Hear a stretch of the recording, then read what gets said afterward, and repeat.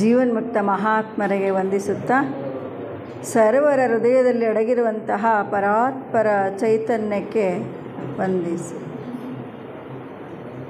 ಇಂದಿನ ಅನ್ನಿಬೆಸೆಂಟ್ ದಿನಾಚರಣೆಯ ಎಲ್ಲ ವ್ಯವಸ್ಥಾಪಕರೇ, ನಿರ್ದೇಶಕರೇ ಹಾಗೂ ಹಿರಿಯ ಸೋದರಾದಂತಹ ಬಿಲ್ಲಪ್ಪ ಸರ್ ಅವರೇ ಹಾಗೂ ಎಲ್ಲ ಸಹೋದರ ಸಹೋದರಿಯರೇ, ವಿಶೇಷವಾಗಿ ನಮ್ಮ ಹಿರಿಯ ನವ ಯುವ ಚೇತನ ನಮ್ಮ ಸುಬ್ರಹ್ಮಣ್ಯ ಶೆಟ್ಟಿ ಅವ್ರಿಗೆ ಅವ್ರದ್ದು ದೊಡ್ಡ ಹ್ಯಾಂಡ್ಸ್ ಅಪ್ ಅಪ್ಪ.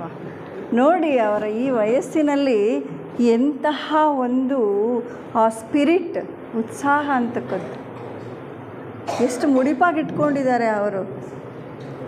ನೋಡಿ, ಅದು ರೆಕಾರ್ಡ್ ಮಾಡೋ ಒಂದು ಹಿನ್ನೆಲೆಯಲ್ಲಿ ತನ್ನನ್ನು ಎಷ್ಟು ತೊಡಗಿಸ್ಕೊಂಡಿದ್ದಾರೆ. 100 ಜನಗಳು ಅದನ್ನು ತಲುಪಿಸ್ಬೇಕು ಅನ್ನೋ ಒಂದು ಉದ್ದೇಶವನ್ನು ಇಟ್ಕೊಂಡು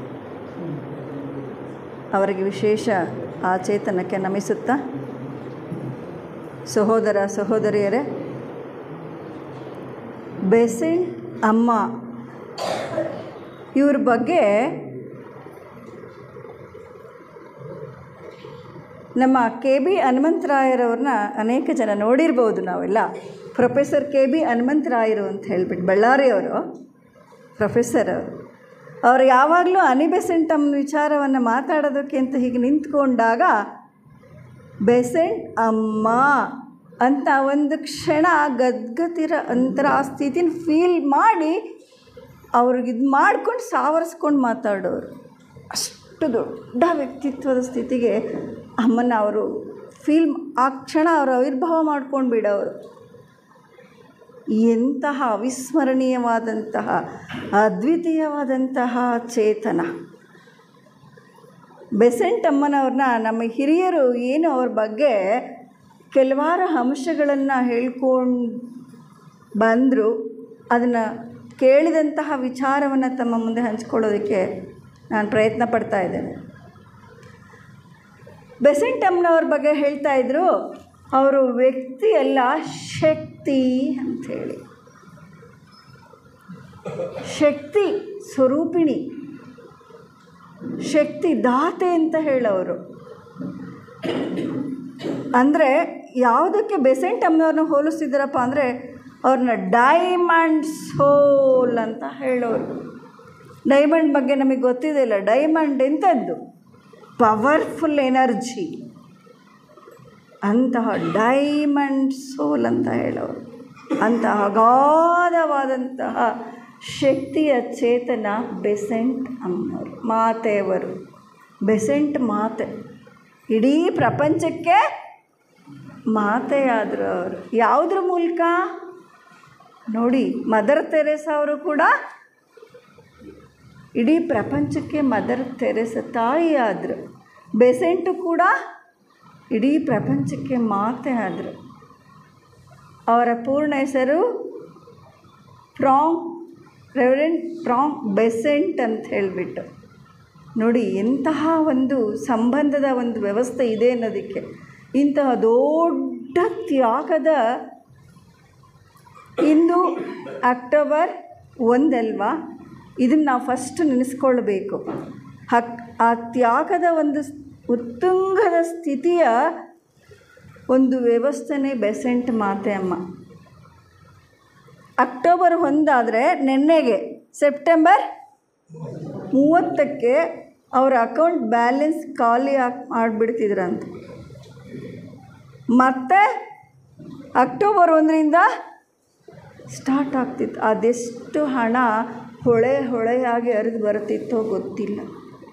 ಅಂತಹ ತ್ಯಾಗದ ಸ್ಥಿತಿಗೆ ಕಾರಣ ಬಾಲ್ಯದಲ್ಲಿ ನಾವೆಲ್ಲರೂ ಕೂಡ ಥಿಯೋಸಫಿಕಲ್ ಸೊಸೈಟಿಯ ಸದಸ್ಯರಾಗಿರೋದ್ರಿಂದ ಅವರ ಬಗ್ಗೆ, ಬಾಲ್ಯದ ಬಗ್ಗೆ, ಅವರ ಜೀವನದ ಯಶೋಗಾಥೆಯನ್ನು ನಾವೆಲ್ಲ ಕೇಳಿ ತಿಳ್ಕೊಂಡಿದ್ದೀವಿ ಅಂತ ನಾನಾದರೂ ಅಂದ್ಕೊಂಡಿದ್ದೇನೆ. ಅವರ ವಿಚಾರಧಾರೆಗೆ ಮಹತ್ವವನ್ನು ಕೊಡಬೇಕು ನಾವು ಇಂದು. ಅವರ ಬಾಲ್ಯದ ಒಂದು ಚಿಕ್ಕ ವಯಸ್ಸಿನಲ್ಲಿ ಆ ತ್ಯಾಗದ ಮಹತ್ವವನ್ನು ಮಹಾತಾಯಿ ಟೀಚರ್ ಮಿಸ್ ಮ್ಯಾರಿಯೆಟ್ ಅಂತ ಹೇಳ್ಬಿಟ್ಟು ಅವರು ಹೇಳಿಕೊಟ್ಟಂತಹ ತ್ಯಾಗದ ಮಹತ್ವ ನಾವೆಲ್ಲ ಓದಿರೋ ಹಾಗೆ. ಅವರ ಬಾಲ್ಯ ಆಯಿತು, ಚಿಕ್ಕ ವಯಸ್ಸಲ್ಲಿ ತಂದೆ ತೀರ್ಕೊಂಡು ಬಿಡ್ತಾರೆ. ಆಗ ತಾಯಿ ಮಿಸ್ ಎಮಿಲಿ ವುಡ್ ಅವರು ತನ್ನ ಮಕ್ಕಳ ಪೂರ್ಣ ಜವಾಬ್ದಾರಿಯನ್ನು ವಹಿಸ್ಕೊಳ್ತಾರೆ. ಆಗ ಒಬ್ಬ ಉಪಾಧ್ಯಾಯನಿ ಇರ್ತಾರೆ, ಮಿಸ್ ಮೇರಿಯಟ್ ಅಂತೇಳ್ಬಿಟ್ಟು. ಅವರು ಬೆಸೆಂಟರ ಒಂದು ವ್ಯಕ್ತಿತ್ವವನ್ನು, ಅವರಲ್ಲಿರುವಂತಹ ಶಕ್ತಿಯನ್ನು ಗುರುತಿಸಿ ಅವರು ಕರ್ಕೊಂಡು ಹೋಗ್ತಾರೆ. ನಾನು ಈಗಿನ ವಿದ್ಯಾಭ್ಯಾಸದ ಪೂರ್ಣ ಜವಾಬ್ದಾರಿ ವಹಿಸ್ಕೊಳ್ತೀನಿ ಅಂಥೇಳಿ. ಆಗ ಅಲ್ಲಿ ಅವ್ರು ಮಿಸ್ ಮೇರಿಯಟ್ರವರು ತನ್ನ ವಿದ್ಯಾರ್ಥಿಗಳಿಗೆ ತ್ಯಾಗದ ಮಹತ್ವವನ್ನು ಹೇಗೆ ಹೇಳಿ ಒಂದು ಪರಿಚಯ ಮಾಡಿಕೊಟ್ಟು ಅದರ ಬಗ್ಗೆ ಮಹತ್ವವಾದಂತಹ ಅವರಲ್ಲಿ ಹಂಗುರವನ್ನು ಏರ್ಪಡಿಸಿದರು ಅಂತ ಹೇಳೋದಕ್ಕೆ ಹೊರಟಾಗ ಅವ್ರು ಏನು ಮಾಡ್ತಾಯಿದ್ರಪ್ಪ ಅಂಥೇಳಿ, ನೀವು ತ್ಯಾಗ ಮಾಡಬೇಕಲ್ವ, ನಾವೇನು ಮಾಡ್ತೀವಿ, ನಮ್ಮಲ್ಲಿರೋ ತ್ಯಾಗ ಅಂದರೆ ಹಂಚ್ಕೊಳ್ಳೋದು, ನಮ್ಮಲ್ಲಿರೋ ವಸ್ತು, ಹಣ ಎಲ್ಲದೂ ಕೂಡ ನಮ್ಮಲ್ಲಿ ಇದ್ದಿದ್ದನ್ನು ಕೊಡ್ತೇವೆ. ಯಾವ ರೀತಿಯಾದಂತಹ ಸಂದರ್ಭದಲ್ಲಿ ಹೇಗೆ ಅನ್ನೋದು ನಾವು ಅರ್ಥ ಮಾಡ್ಕೊಳ್ಬೇಕು. ಆದರೆ ಅಲ್ಲಿ ಮಿಸ್ ಮೇರಿಟ್ರವರು ಒಮ್ಮೆ ಅಲ್ಲಿ ಬಹಳ ಬಡ ಕುಟುಂಬದ ಮಕ್ಕಳಿರ್ತಾರೆ.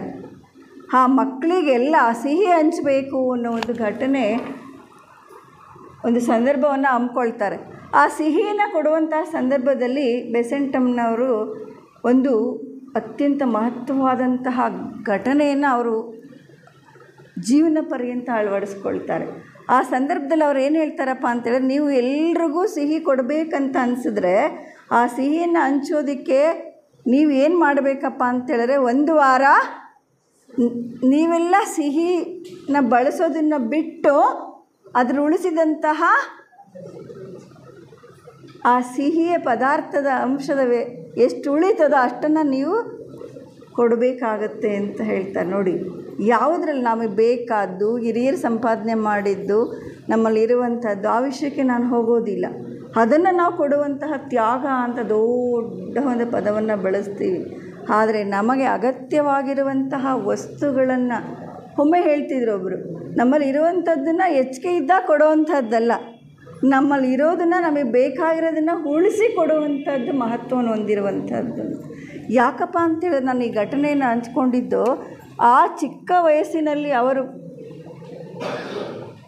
ಆ ತ್ಯಾಗದ ಮಹತ್ವದ ಅಂಶವನ್ನು ಇಡೀ ಜೀವನದ ಉದ್ದಕ್ಕೂ ಕೂಡ ಅನುಸರಿಸ್ಕೊಂಡು ಬರ್ತಾರೆ. ಅದರಿಂದನೇ ಇವತ್ತು ಇಂತಹ ಬೃಹತ್ತಾದಂತಹ ಅವರ ಯಶೋಗಾಥೆಯನ್ನು ನಾವು ನೋಡಿದಾಗ ಅವ್ರ ವಿಚಾರಧಾರೆ ಯಾವ ದೃಷ್ಟಿನಲ್ಲಿದೆ, ಎಲ್ಲ ಕ್ಷೇತ್ರಗಳಲ್ಲೂ. ನಮ್ಮ ಹಿರಿಯರು ಹೇಳೋರು, ಆಡು ಮುಟ್ಟದ ಸೊಪ್ಪಿಲ್ಲ ಅಂತ ಹೇಳ್ಬಿಟ್ಟು ನಂಜು ಶೆಟ್ಟರು ಅಣ್ಣವ್ರ ಹಿರಿಯರು ಪ್ರಾರಂಭ ಮಾಡೋರು. ಹಾಗೆ ಆಡು ಮುಟ್ಟದೇ ಇರೋಂಥ ಸೊಪ್ಪು ಯಾವುದೂ ಇಲ್ಲವಂತೆ. ಹಾಗೆ ಬೆಸೆಂಟ್ರವರು ನೋಡದೇ ಇರುವಂತಹ ಕ್ಷೇತ್ರಗಳು ಯಾವುದೂ ಇಲ್ಲ ಅಂತ ಹೇಳಿಬಿಟ್ಟು ಎಲ್ಲ ಕ್ಷೇತ್ರಗಳಲ್ಲಿ ಅವರು ಈಗ ತಾನೇ ನಾವು ಕೇಳಿ ತಿಳ್ಕೊಂಡು ಎಲ್ಲ ವಿಚಾರಗಳ ಬಗ್ಗೆ ತಿಳ್ಕೊಳ್ತಾ ಇದ್ದರು. ಎಷ್ಟು ಗ್ರಂಥಗಳನ್ನು ಬರೆದಿದ್ದಾರೆ ಅಂತ ಹೇಳಿದ್ರು ನಾವು ಅಧ್ಯಕ್ಷರು? 300 ನೋಡಿ. ಅಲ್ಲ, ನನ್ನನ್ನು ಸೇರಿಸ್ಕೊಂಡು ಕೇಳ್ಕೊಳ್ತಾ ಇದ್ದೀನಿ ಈ ಪ್ರಶ್ನೆನ. ಅಷ್ಟೊಂದು ಗ್ರಂಥಗಳು ಬರೆದ್ರು, ಅಷ್ಟೊಂದು ಜೀವನವನ್ನು ಉತ್ತುಂಗ ಶಿಖರಕ್ಕೆ ಏರಿಸಿ ಆ ಜೀವನವನ್ನು ಜೀವಿಸಿರೋದನ್ನು ನಾವೀಗ ಅರ್ಥ ಮಾಡ್ಕೊಳ್ಳೋಕ್ಕಾಗ್ತಿಲ್ಲ, ನೆನ್ಪಿಟ್ಕೊಳ್ಳೋಕ್ಕಾಗ್ತಿಲ್ಲ. ಅಷ್ಟೊಂದು ಗ್ರಂಥಗಳನ್ನು ಹೇಗೆ ಬರೆದ್ರು, ಅಷ್ಟೊಂದು ಉಪನ್ಯಾಸಗಳನ್ನು ಹೇಗೆ ಮಾಡಿದರು, ಇಡೀ ದೇಶ ವಿದೇಶಗಳ ಪರ್ಯಟನೆಯನ್ನು ಹೇಗೆ ಮಾಡಿದರು, ಅದನ್ನು ನೆನೆಸ್ಕೊಳ್ಳೋಕ್ಕೂ ನಮಗೆ ಓದೋದಕ್ಕಾಗಲಿ ಅರ್ಥ ಮಾಡ್ಕೊಳ್ಳೋದಕ್ಕಾಗಲಿ ಎಷ್ಟು ಪುಸ್ತಕ ಓದಿದ್ದೀವಿ ಅವ್ರ ಬುಕ್ಸ್ಗಳನ್ನು ನಮ್ಮ ಜೀವನದಲ್ಲಿ. ಅಂತಹ ಗ್ರಂಥಗಳನ್ನು ಬರೆದಿದ್ದಾರಲ್ಲ ಅವರು. ಯಾವಾಗ ಬರಿತಾಯಿದ್ರು, ಯಾವಾಗ ರೆಸ್ಟ್ ತಗೊಳ್ತಾಯಿದ್ರು, ಉಪನ್ಯಾಸಕ್ಕೆ ಹೇಗೆ ಹೋಗ್ತಾಯಿದ್ರು, ಎಷ್ಟು ಕ್ಷೇತ್ರಗಳಲ್ಲಿ ಅವರು ತಮ್ಮ ಕಾರ್ಯವೈಖರಿಯನ್ನು ಇಟ್ಕೊಂಡಿದ್ರು, ಎಲ್ಲ ಹೇಗೆ ನಿಭಾಯಿಸ್ತಾಯಿದ್ರು, ಅದನ್ನು ನೆನೆಸ್ಕೊಂಡ್ರೆ ನಮಗೆ ಸ್ಪಿರಿಟ್ ಬರಬೇಕು. ನಾವು ಏನು ಹೇಳ್ತೀವಿ ಇವತ್ತು ನಮ್ಮ ಜೀವನದಲ್ಲಿ? ಸಮಯ ಇಲ್ಲ, ಸಮಯ ಇಲ್ಲ. ಯಾವುದಕ್ಕೆ ಹೋಗ್ತಾಯಿದೆ ನಮ್ಮ ಸಮಯ ಇಲ್ಲ? ಸಮಯ ಇದೆಯಾ ನಮಗೆ? ಹೋಗಲಿ, ಅಟ್ಲೀಸ್ಟ್ ಸಮಯ ನಮಗಿದೆಯಾ ಅಂತ ಪ್ರಶ್ನೆ. ಇದೆಯಾ ಸಮಯ? ಹೇಳಿ, ಎಷ್ಟು ಸಮಯ ಇದೆ ನಮಗೆ? ಯಾಕೆ ಯಾರೂ ಮಾತಾಡ್ತಾ ಇಲ್ಲಲ್ಲ? ಎಷ್ಟಿದೆ? ಟೈಮ್ ಇದೆಯಾ ನಮಗೆ? ಸಮಯ ಕೊಟ್ಟಿದ್ದಾರಾ? ಕ್ಷಣ ಭಂಗುರ. ಈ ಕ್ಷಣ ಗೊತ್ತಿಲ್ಲ ನಮಗೆ. ಇಷ್ಟು ಆರಾಮಾಗಿದ್ದೀವಲ್ಲ, ಯಾತಕ್ಕೆ? ಯಾತಕ್ಕೆ ಪ್ರಶ್ನೆ ಹಾಕ್ಕೊಳ್ತಿದ್ದೀವಾ? ನಮ್ಮ ಹಿರಿಯ ಸೋದರ ವ್ಯವಹಾರ ಕಾರ್ಯದರ್ಶಿದಂತಹ ಇರ್ಭದ್ರಾಚಾರ್ಯವರು ಯಾವಾಗಲೂ ಹೇಳೋರು, ಹಿರಿಯರು ಪ್ರಶ್ನೆ ಪ್ರಶ್ನೆ ಪ್ರಶ್ನೆ ಹಾಕ್ಕೊಳ್ಬೇಕು ನಾವು ಯಾವಾಗಲೂ. ಇವರು ಇಷ್ಟೆಲ್ಲ ನಾವು ಹಾಕ್ಕೋತೀವಿ ಪ್ರಶ್ನೆ. ಯಾವ ವಿಚಾರಗಳಲ್ಲಿ? ಪ್ರಾಪಂಚಿಕ ವಿಚಾರ. ನೋಡು ಅವರಷ್ಟು ಅಂಕ, ಹಾಂ ಹೀಗೆ ಹೀಗೆ ಹೀಗೆ ಎಲ್ಲ ಮಾಡಿಬಿಟ್ರಲ್ಲ, ಹಣ ಐಶ್ವರ್ಯ ಆಸ್ತಿ ಅಷ್ಟು ಕೊಂಡ್ಕೊಯ್ಯೋ, ಅಷ್ಟು ಕೋಟಿ, ಅಷ್ಟೊಂದು ಎಕರೆ, ಅಯ್ಯೋ ಈ ಕಡೆ ಹೋಗ್ತಾ ಇದ್ದೀವಿ ನಾವು ಅಲ್ವಾ? ಆ ಕಡೆ ಪ್ರಶ್ನೆ ಹಾಕ್ಕೊಳ್ತೀವಿ. ಆದರೆ ನಿಜವಾದ ಬದುಕಿನ ಕಡೆಯ ಒಂದು ಚಿತ್ರಣವನ್ನು ನಾವು ಯಾವತ್ತಾದರೂ ಗಮನಿಸ್ಕೊಂಡು ಪ್ರಶ್ನೆ ಹಾಕ್ಕೊಂಡಿದ್ದೀವಿಯಾ? ಸಮಯ ಇದೆ ಅಂತ ಆರಾಮ್ಸೆ ಇದ್ದೀವಲ್ಲ, ಎಷ್ಟಿದೆ ಸಮಯ ನಮಗೆ? ನೋಡಿ ಅವರು ಎಷ್ಟು ಅದ್ವಿತೀಯವಾದಂಥ ಜೀವನವನ್ನು ಮಾಡಿ ಹೋದ್ರಲ್ಲ. ಅದರ ಒಂದು ಶೇಷ ಭಾಗ ಅಂತ ಹೇಳ್ತಾರೆ. ಅಷ್ಟಾದರೂ ನಾವು ಮಾಡಲಿಲ್ಲ ಅಂದರೆ ಎಷ್ಟು ವರ್ಷಗಳ ಸದಸ್ಯತ್ವವನ್ನು ಪಡ್ಕೊಂಡಿದ್ದೇವೆ. ದಯವಿಟ್ಟು ಕ್ಷಮಿಸ್ಬೇಕು, ನಾನು ಹಾಸನಲ್ಲಿ ಕೂಡ ಇದನ್ನು ಕೂಡ ಹೇಳ್ಕೊಂಡ್ವಿ. ಎಷ್ಟು ವರ್ಷಗಳ ಸದಸ್ಯತ್ವ ಇದ್ದರೆ ಏನು, ಎಷ್ಟು ಜನ್ಮಗಳಲ್ಲಿ ಮಾಡಿದ್ರೆ ಏನು. ಆದರೆ ಯಾಕೆ ಈಗ ಇನ್ನು ಯಾವ ರೀತಿ ನಮ್ಮನ್ನು ಹುರಿದುಂಬಿಸ್ಬೇಕಂತ ಅರ್ಥ ಆಗ್ತಾ ಇಲ್ಲ. ಎಂತಹ ಚೇತನ ಅದು! ನಿಜಕ್ಕೂ ನೆನೆಸ್ಕೊಳ್ಳೋದಾದರೆ ಇವತ್ತು ಅವ್ರ ವಿಚಾರಧಾರೆಯ ವಿಚಾರವನ್ನು ಅಂಶವನ್ನು ನೋಡೋದಾದರೆ, ಇಂದು ಅಡಿಯಾರ್ನಲ್ಲಿರುವಂತಹದ್ದು ಎಷ್ಟು ಎಕರೆ ಜಾಗ, ಹಾಂ ನಾವೆಲ್ಲ ಹೋಗಿ ನೋಡ್ತಿದ್ದೀವಲ್ಲ, ಎಷ್ಟು 300 ಚಿಲ್ಲರೆ 350 ಅಂತಾರೆ, ಈ ಕಡಿಮೆ ಆಗಿರೋ ಅಷ್ಟು ದೊಡ್ಡ ಎಸ್ಟೇಟ್. ಯಾರು ಮಾಡಿದ್ದು? ಬೆಸೆಂಟಮ್ಮನವರು. ನೋಡಿ ತ್ಯಾಗ ಎಲ್ಲಿಂದ ಬಂತ ಅವರದ್ದು. 300 ಎಕರೆ ಜಮೀನನ್ನು ಕೊಂಡುಕೊಂಡು ಆ ಅಡಿಯಾರ್ ಕ್ಷೇತ್ರವನ್ನು ಅಷ್ಟು ದೊಡ್ಡ ಕ್ಷೇತ್ರವನ್ನಾಗಿ ಮಾಡಿ ಹೋದರು. ಅವರು ಇದ್ದಾರಾ? ಇಲ್ಲ ಅಲ್ಲ. ಆದರೆ ಅವರ ವಿಚಾರ, ಅವರ ತ್ಯಾಗ, ಅವರ ಜೀವನ, ಅವರ ಬದುಕು, ಅವರ ಆದರ್ಶ ಶತಮಾನಗಳು ಕಳೆದರೂ ಶಾಶ್ವತವಾಗಿರ್ತದೆ. ಅದು ಜೀವನ ಅಂತ ಹೇಳಿದ್ರೆ, ಅದು ಯಶೋಗಾಥೆ ಅಂತ ಹೇಳಿದ್ರೆ ಅದಲ್ವಾ ಅವ್ರ ವಿಚಾರಧಾರೆ? ಯಾವುದಕ್ಕೆ ಗಮನ ಹರಿಸಿದ್ರು ಅವರು? ಅಷ್ಟೊಂದು ಅದ್ಭುತವಾಗಿರುವಂತಹ ಒಂದು ದೊಡ್ಡ ಮಹತ್ತರವಾದಂತಹ ಒಂದು ಕ್ಷೇತ್ರ ಅದು. ಅದಕ್ಕೆ ಅಂತಹ ಒಂದು ನಿಜಕ್ಕೂ ಇವತ್ತು ಮೊನ್ನೆ ಮಾತಾಡ್ತಾಯಿದ್ರು, ಹೋದ ವರ್ಷ ಅಲ್ಲೆಲ್ಲೋ ಒಂದಿರುವಂತಹ ಒಂದು JK ಫೌಂಡೇಶನಲ್ಲಿ ಒಂದು ಸ್ವಲ್ಪ ಜಾಗ ಇದೆ. ಅದನ್ನು ಟಿಂಬಾಯ್ಡ್ ಸಾರ್ ಬಂದಾಗ ಒಂದು ಸಂದರ್ಭಕ್ಕೆ ಹಂಚ್ಕೊಳ್ತಾ ಇದ್ದೇನೆ. ಎಷ್ಟು ಪ್ರಾಪರ್ಟೀಸ್ ಅದು, ಮಿಲಿಯನ್ಸ್ ಟುಗೆದರ್ ಪ್ರಾಪರ್ಟೀಸ್ ಅದು. ಅಲ್ಲಿನ ಒಂದು ಖರ್ಚು ಈಗೆಲ್ಲ ಏನು ಮಾರ್ಪಾಟ್ ಮಾಡ್ತಾ ಇದ್ದಾರಲ್ಲ, ಸ್ವಲ್ಪ ಮಾರ್ಟೇಷನ್ ಆಗ್ತಾ ಇದೆಯಲ್ಲ ಅಲ್ಲಿ ಅಡಿಯಾರ್ನಲ್ಲಿ, ಅನುಕೂಲಗಳು ಮಾಡ್ತಾ ಇದ್ದಾರೆ ವ್ಯವಸ್ಥೆಗಳು. ಅದಕ್ಕೋಸ್ಕರ ಟಿಂಬಾಯ್ಡ್ ಸಾರ್ ಬಂದಾಗ ಅದು ಒಂದು ಜಾಗ ಇದೆ, ಸ್ವಲ್ಪ ಇರ್ಬೋದು, ಅದನ್ನು ಅದೆಷ್ಟೋ 100 ನಿಯರ್ ಬೈ 100 ಕೋಟಿಗಳ ಹತ್ರ ಕೊಟ್ಟಿದ್ದಾರಂತೆ ಇಷ್ಟು ವರ್ಷಕ್ಕೆ ಬಾಡಿಗೆ. ಸ್ವಲ್ಪವೇ ಜಾಗ, ಅದರಿಂದ ಇಂಪ್ರೂವ್ಮೆಂಟ್ಸ್ ಮಾಡ್ತಾ ಇದ್ದಾರೆ ಅಂತ ಕೇಳಿ ಬಂತು. ಎಷ್ಟು ಸತ್ಯ ಅನ್ನೋ ಗೊತ್ತಿಲ್ಲ. ಒಟ್ಟು ಉದಾಹರಣೆ ಯಾತಕ್ಕಪ್ಪ ಅಂದರೆ, ಅಂದಾಗ ಲೆಕ್ಕ ಹಾಕ್ಕೊಳ್ಳಿ, 300 ಎಕರೆಗೆ ಎಷ್ಟು ಮಿಲಿಯನ್ಸ್ ಟುಗೆದರ್ ಪ್ರಾಪರ್ಟೀಸ್ ಅದು. ಎಂಥ ಅದ್ವಿತೀಯತೆ ಆಗ. ಇದ್ರ ನಡುವೆ ನನಗೆ ಇನ್ನೊಂದು ಜ್ಞಾಪಕ ಬರ್ತದ. ಬ್ಯಾಂಗ್ಳೂರಿನಲ್ಲಿರುವಂತಹ ನಮ್ಮ ಕರ್ನಾಟಕ ಫೆಡರೇಷನ್ ಅಥವಾ ಸಿಟಿ ಲಾಡ್ಜ್ ಅಲ್ಲಿನ ಏನು ಜಾಗ ಇದೆ ಇಲ್ಲ, ಅದನ್ನು ಚಂದ್ರಶೇಖರ್ ಅಯ್ಯರ್ ಅಂತ ಚೀಫ್ ಜಸ್ಟಿಸ್ ಆಗಿದ್ರಂತೆ. ಚಂದ್ರಶೇಖರ್ ಅಯ್ಯರ್ ಅವರು ಆ ಜಾಗವನ್ನು ಅವರಂತೆ ಕೊಟ್ಟಿದ್ದು ಆ ಜಸ್ಟಿಸ್ ಆಗಿದ್ದಾಗ. ಅಷ್ಟು ಎಕರೆ ಮಕ್ಕಳು ಕೂಟ ಬರ್ತದಲ್ಲ, ಇನ್ನು ಮುಂದಕ್ಕೆ ಅಷ್ಟೂ ಕೂಡ ಇವತ್ತೇನಿದೆ ಅದೆಲ್ಲ ಚಂದ್ರಶೇಖರ್ ಅಯ್ಯರು ಚೀಫ್ ಜಸ್ಟಿಸ್ ಆದಾಗ ಮಾಡಿಕೊಟ್ಟಿದ್ದಂತೆ. ನೋಡಿ, ಇದು ನಿಜವಾದ ಸರ್, ದಯವಿಟ್ಟು ಎಕ್ಸ್ಕ್ಯೂಸು. ನೋಡಿ ಹೇಗಿದೆ ಅವರದ್ದು, ಎಂತಹ ಜೀವನ. ಇವತ್ತು ನಾವು ಏನು ಮಾಡ್ತಾಯಿದ್ದೀವಿ? ಎಲ್ಲ ಪ್ರಾಪರ್ಟೀಸ್, ಹಣ, ಐಶ್ವರ್ಯ, ಸಮಥಿಂಗ್ ಎಲ್ಲನೂ ಕೂಡ ಯಾರಿಗೆ ಮಾಡ್ತಾಯಿದ್ದೀವಿ?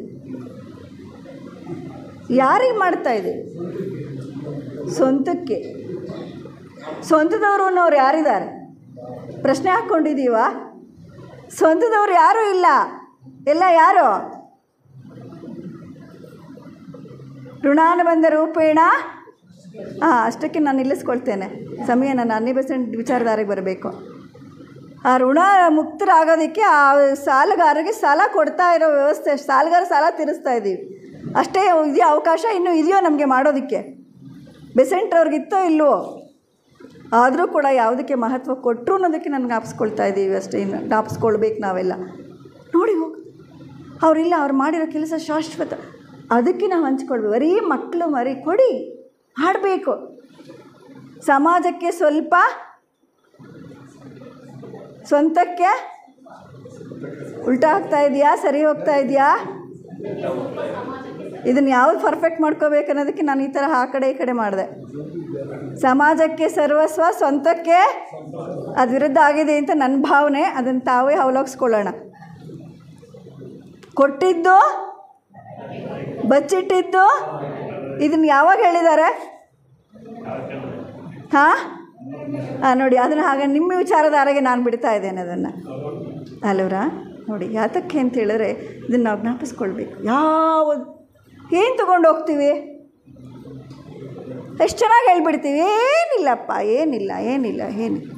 ಆದರೂ ಏನೂ ತೊಗೊಂಡೋಗಲ್ಲ ಅನ್ನೋದನ್ನು ಎಲ್ಲ ಇದು ನಿಜವಾದ ಒಂದು ವಿಚಾರಧಾರೆಗೆ ಒಂದು ಫಸ್ಟ್ ಕಾನ್ಸೆಪ್ಟ್ ಅಂತ ನಾನು ಅಂದ್ಕೊಳ್ತೇನೆ.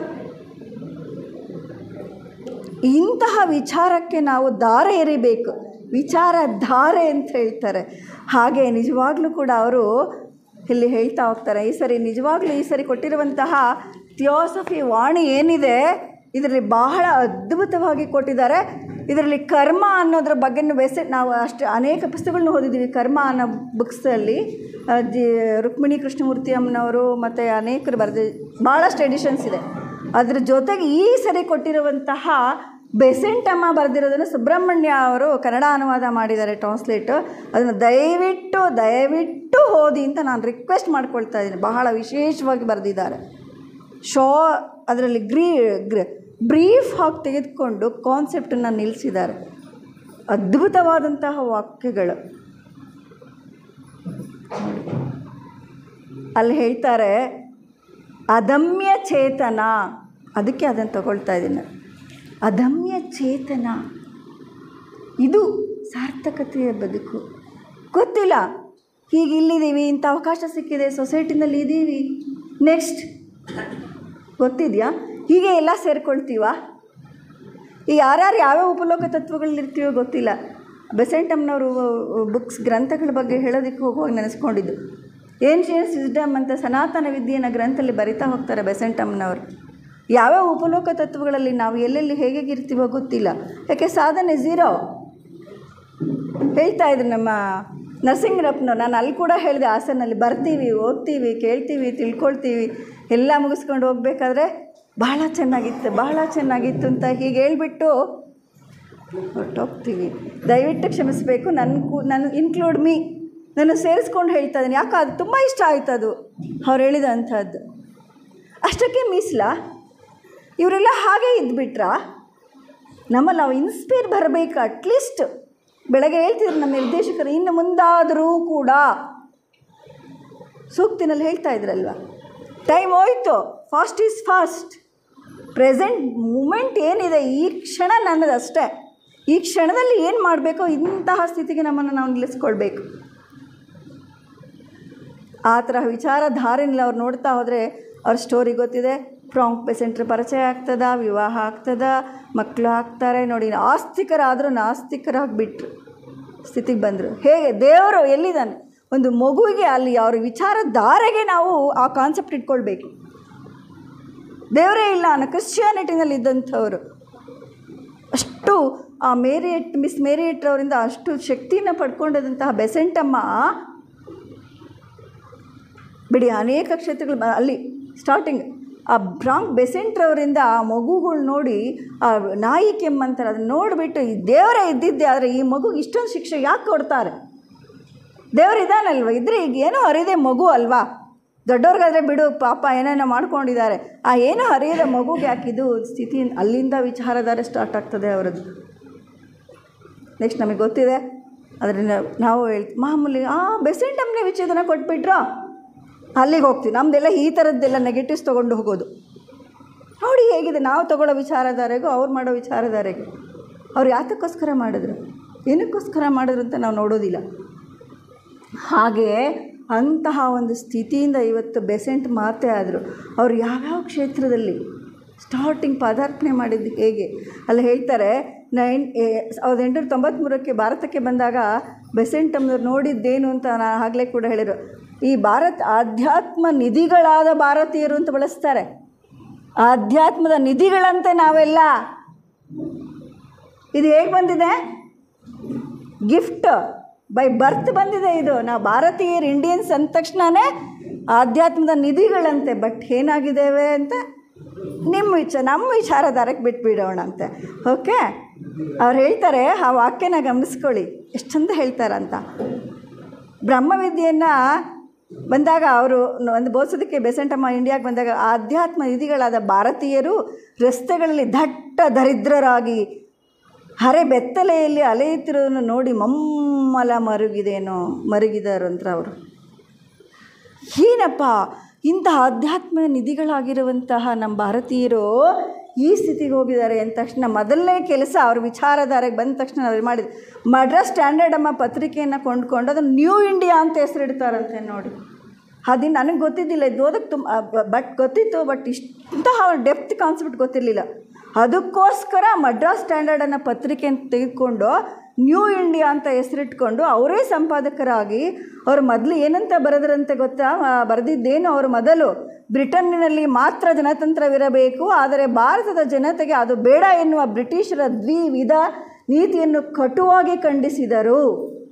ಅದಕ್ಕೋಸ್ಕರನೇ ಏನು ಮಾಡಿದ್ದು, ಸಾಮಾಜಿಕ ಹಾಗೂ ಧಾರ್ಮಿಕ ಸುಧಾರಣೆಗಾಗಿಯೇ ಕಾಮನ್ವೀಲ್ ಎಂಬ ವಾರಪತ್ರಿಕೆಯನ್ನು ಮಾಡ್ತಾರಂತ.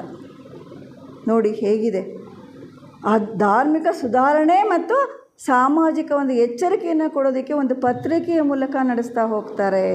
ಅದಕ್ಕೆ ಮುಂದಕ್ಕೆ ಹೇಳ್ತಾರೆ ನೋಡಿ, ಎಂತಹ ಒಂದು ವಿಚಾರಧಾರೆ. ಇವತ್ತು ನಾವೇನು ಪಡಿತಾ ಇದ್ದೀವಿ ಅದನ್ನು ನಿರ್ದೇಶಕರು ಕೂಡ ಹೇಳಿದರು. ಆ ಕ್ರೆಡಿಟ್ ಆ ವಿಚಾರಧಾರೆಯ ಆ ಸ್ಥಿತಿಗೆ ಯಾವ ಮಟ್ಟಕ್ಕೆ ಕರೆದುಕೊಂಡು ಹೋಯಿತು ಅಂತೇಳಿ. ಇದು ಮೊದಲನೇದಾಗಿ ನಮ್ಮಲ್ಲಿ ಆ ಜಾಗೃತಿಯನ್ನು ಮಾಡೋದಕ್ಕೆ ಅವ್ರು ಕೊಟ್ಟಂತಹ ವಿಚಾರಧಾರೆ. ಇನ್ನು ಮುಂದೆ ಅವ್ರು ನೋಡ್ತಾ ಹೋದರೆ ಸಮಯ ಇಲ್ಲದೆ ಇರೋದ್ರಿಂದ ಬ್ರೀಫಾಗಿ ನೋಡೋಣ.